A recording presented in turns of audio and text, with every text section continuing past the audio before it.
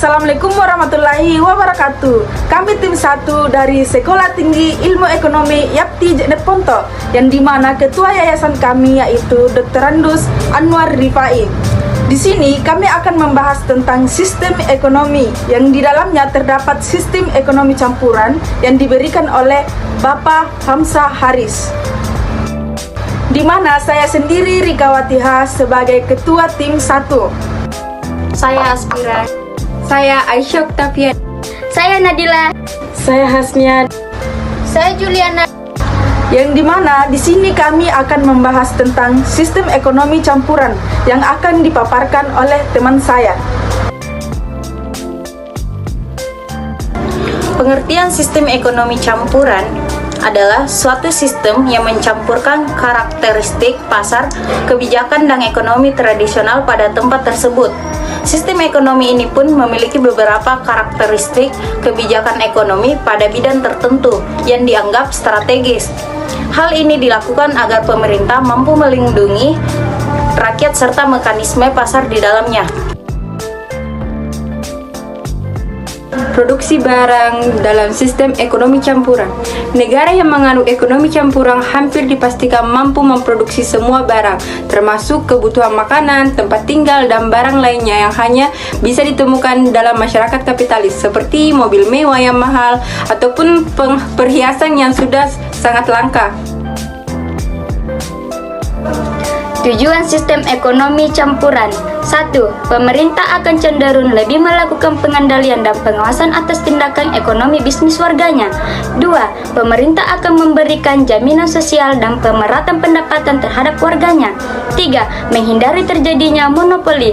4. Memberikan kebebasan bagi tiap individu untuk lebih kreatif dalam bisnis.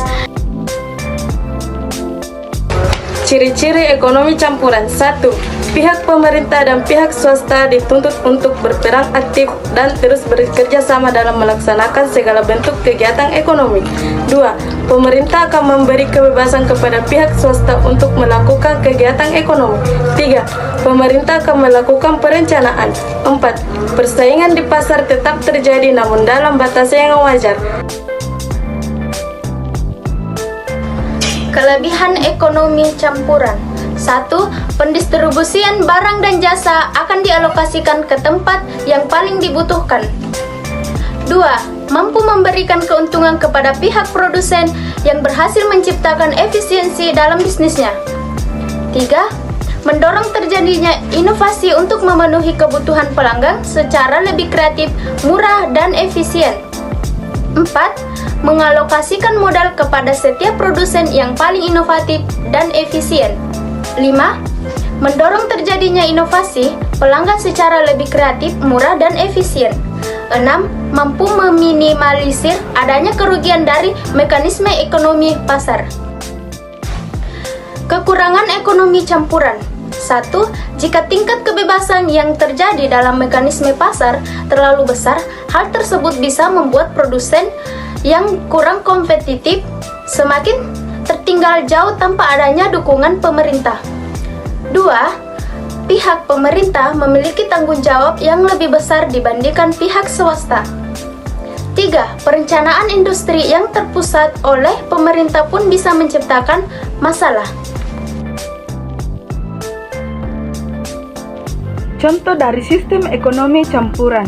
Di Indonesia, swasta dapat melakukan kegiatan ekonomi, namun harus melakukannya dalam rangka aturan pemerintah, seperti harga eceran tertinggi untuk bahan pokok dan upah minimum. Selain itu, di Indonesia juga terdapat perusahaan publik berupa badan usaha milik negara atau BUMN, seperti contohnya Garuda Indonesia, Bank BRI, dan PLN.